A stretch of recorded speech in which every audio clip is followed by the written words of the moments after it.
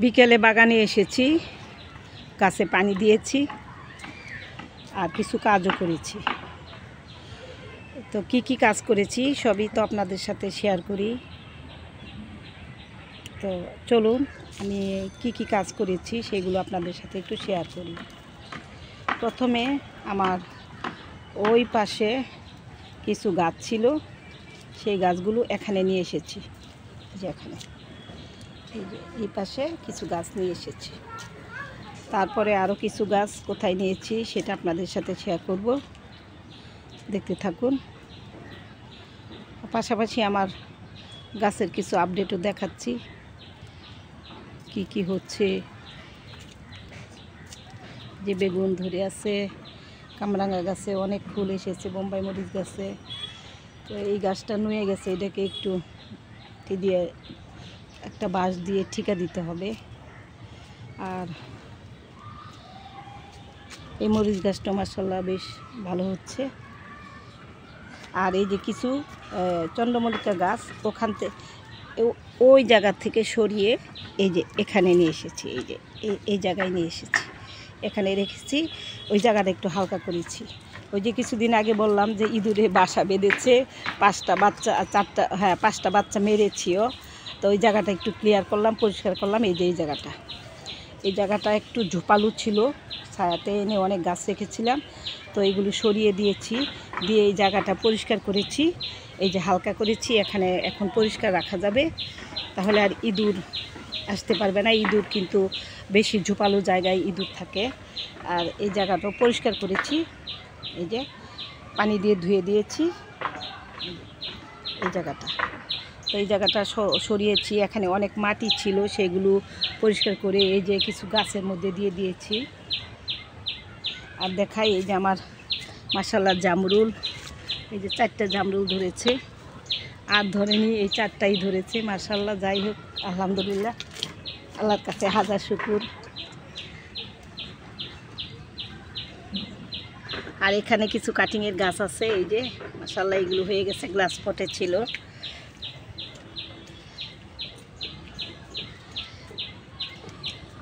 তারপর দেখাই আমার শসাটা কত বড় হয়েছে, আপনাদেরকে দেখাই। যদিও মনটা ভালো নেই আজকে, কারণ আমার ছোট বোনের হাজব্যান্ড, আপনাদেরকে অনেক আগে একটা ভিডিওতে দেখিয়েছিলাম। এই যে দেখুন আমার শসাটা মাশাআল্লাহ বেশ বড় হচ্ছে। তো বড় হোক। তো হারিয়ে গিয়েছিল ফেরার পথে, মানে বাড়ি ফেরার পথে, আর বাড়িতে ফেরেনি। তো 1 মাস 8 দিন। তো হঠাৎ পরশুদিন ফোন আসলো ঢাকার শাহবাগ থানা থেকে, যে এই নামে এরকম একটা মৃত ব্যক্তির লাশ পাওয়া গেছে। তো জীবিত আর পেলাম না, 38 দিন হয়তো বেঁচে ছিল। গত শুক্রবার দিন সে না ফেরার দেশে চলে গেছে। তারপর সে দৌড়াদৌড়ি করে গতকাল সেই থানা এবং ঢাকা মেডিকেল থেকে সেই লাশ পোস্টমর্টেম করে নরসিংদী নিয়ে গেলাম। সেখানে নিয়ে রাত 10টায় দাফন করে তারপর সকাল ভোর 7:30টায় ঢাকার উদ্দেশ্যে আবার রওনা হয়ে গেলাম। তো খুবই কষ্ট লেগেছে। ও বয়সও তেমন বেশি হয়নি, 50 কি 49 বছর বয়স ছিল তার। যাই হোক, মানুষ মরণশীল, মৃত্যু একদিন আসবে সবারই, সবাইকে যেতে হবে আগে আর পরে। তো সেই জন্য মনটা ভালো ছিল না। তো যার কারণে আমি আজকে 2-3 দিন যাবৎ কোনো ভিডিও দিচ্ছি না। তো যেহেতু আমার এটা একটা প্ল্যাটফর্ম, আমি এখানে কাজ করি, আমাকে প্রতিনিয়তই কন্টেন্ট তৈরি করতে হয়, দিতে হয়। তো সেই চিন্তা ভাবনা থেকেই আমি আবার আজকে ভিডিওটা করছি।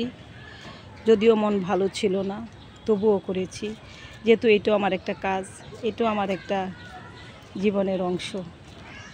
সব কিছু মিলেই, হাসি আনন্দ সুখ দুঃখ মিলেই এটা আমার একটা কাজের জায়গা, এবং এটা আমার একটা চ্যানেল। সুতরাং এখানে আমার ভিডিও দিতে হয়, তাই বাধ্য হয়েই দেই। তো বিকালে এসে হাঁটতেছি আর আপনাদের সাথে গল্প করছি আর কিছু কাজও করেছি। এই যে আমার মাধবীলতার কত কলি এসেছে, একেবারে ঝাঁকা বড়া ফুল আসবে।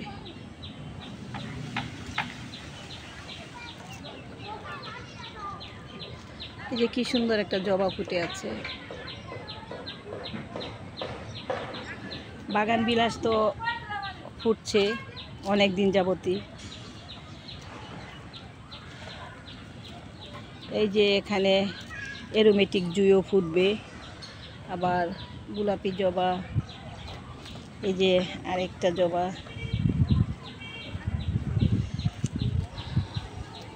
লাল জবা, সাদা জবা, কত কালারের ভ্যারাইটি কালারের জবা আছে আমার। তারপরে এই যে বেলি ফুল ফুটে আছে। বাগানে আসলে মনটা একেবারেই ভালো হয়ে যায়, মানে খারাপ মনটাও ভালো হয়ে যায় এই ফুলগুলোর দিকে তাকিয়ে থাকলে, দেখলে কি যে ভালো লাগে। মনটা যদিও খুবই খারাপ, তারপরেও এই গাছগুলোকে দেখলে খুব ভালো লাগে। এই যে অলকানন্দা কত ফুল ফুটতেছে।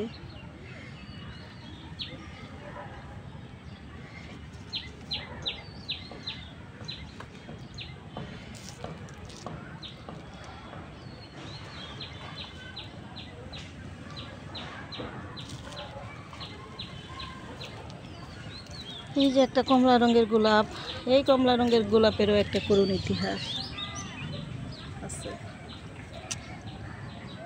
জীবনটা মানেই আসলে সুখ দুঃখের গড়া।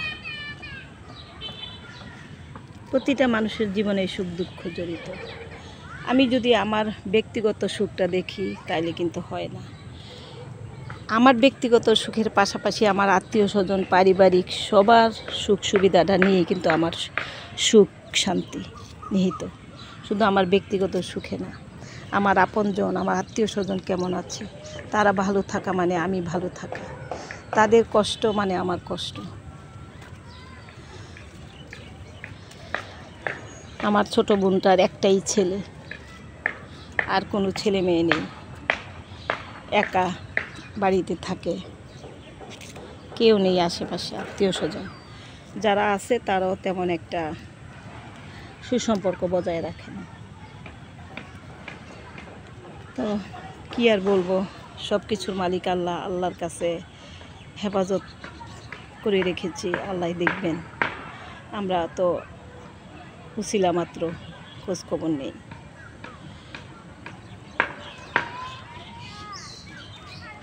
তো আপনাদেরকে অনেক কিছুই বলে ফেলেছি, অনেক আসলে জীবনের অনেক কথাগুলো প্রতিনিয়ত যে ঘটে, যে ঘটনাগুলো ঘটে, সেগুলো আপনাদের সাথে শেয়ার না করলে ভালো লাগে না। তাই মাঝে মাঝেই কথাগুলো, জীবনের গল্পগুলো শেয়ার করি।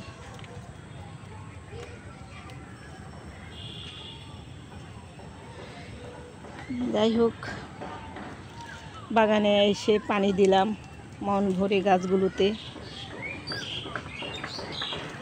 এখন প্রায় সন্ধ্যা ঘনিয়ে এসেছে। মাছের পানিটা পরিষ্কার করে বদলিয়ে দিলাম। আর আপনাদেরকে দেখাই, আমার যে বীজগুলো ফেলেছিলাম সেই বীজগুলো থেকে চারা হয়েছে। তো ওই যে সরিষার বীজ ফেলেছিলাম, সেই সরিষার বীজ থেকে অনেকগুলো বীজ চারা হয়েছে। এই যে এমনি ফেলেছি, ডাঁটার বীজ এনেছি, চাল কুমড়ার বীজ এনেছি, তারপরে ভেন্ডির বীজ এনেছি, এগুলি বসাবো এখানে। তো এমনি এগুলো বসিয়ে দিয়েছিলাম, সরিষা ছিল ঘরে, তো ভাবলাম যে ফেলে দিয়ে দেখি বীজের থেকে চারা তৈরি হয় কিনা। তো দেখলাম হয়ে গেছে। তো আমার মাটিটাও রেডি হোক, এটা কিন্তু আমি মাটি প্রস্তুত করতেছি। এই যে দেখুন, এখানেও এই যে সবজির খোসাগুলো ফেলে ফেলে মাটি তৈরি করতেছি। এটার উপরে আবার মাটি চাপা দিয়ে একটা গাছ বসিয়ে দেব বা বীজ বসিয়ে দেব, ইনশাল্লাহ হয়ে যাবে। তো এভাবে মাটিটাও রেডি হয়ে যায়।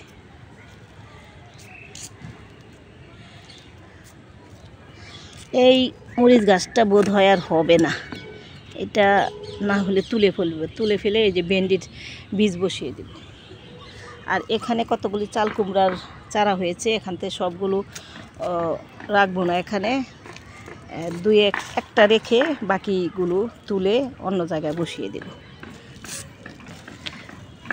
একটা রাখবো, বাকিগুলো সব অন্য জায়গায় বসিয়ে দেব, কারণ সবগুলো একসাথে হবে না, ভালোও হবে না, সেই জন্য একটা রাখবো। এই যে একটা রাখবো, আর এগুলো সরিয়ে দিলাম, এখানে একটা দিয়ে দেই, এখানে একটা বসিয়ে দিই, এটাতে তো একটা দিয়ে দিলাম, আর অন্য আরেকটাতে দিয়ে দিই।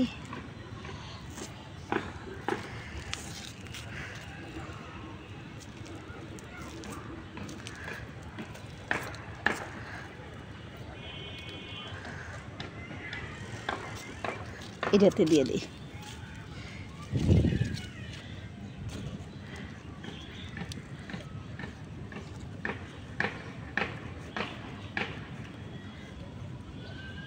মরিচ গাছটা হবে না, এটাতে চাল কুমড়া দিয়ে দিলাম,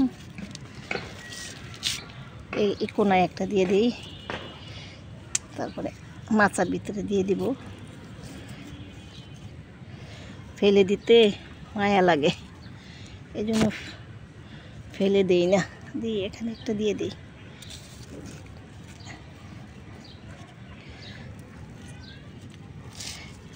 আরও রয়েছে তিনটা কি করি, তিনটা না, আরও একটা আছে, এই যে চারটা। আচ্ছা দেখি ওইদিকে কোথাও দেওয়া যায় কিনা।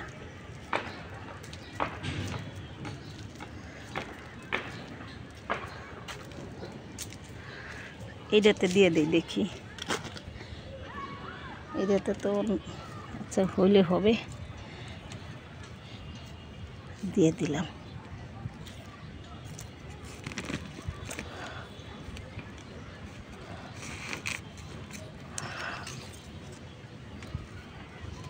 দুইটা দিয়ে দিলাম এখানে,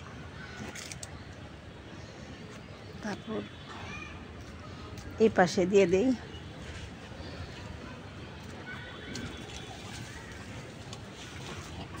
যদি হয়তো হইল,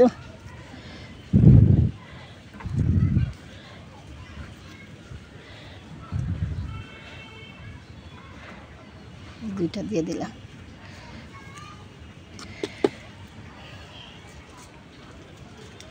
তো আমার ভিডিওগুলো আপনাদের কেমন লাগে অবশ্যই কমেন্টস করে জানাবেন।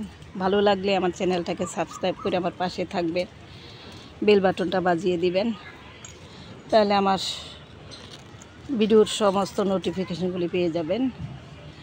আর যারা ফেসবুক থেকে দেখছেন তারা অবশ্যই লাইক শেয়ার কমেন্টস করতে ভুলবেন না। তো আজকে এই পর্যন্তই, ভালো থাকবেন, সুস্থ থাকবেন, সবুজের ছোঁয়ার পাশে থাকবেন। আল্লাহ হাফিজ।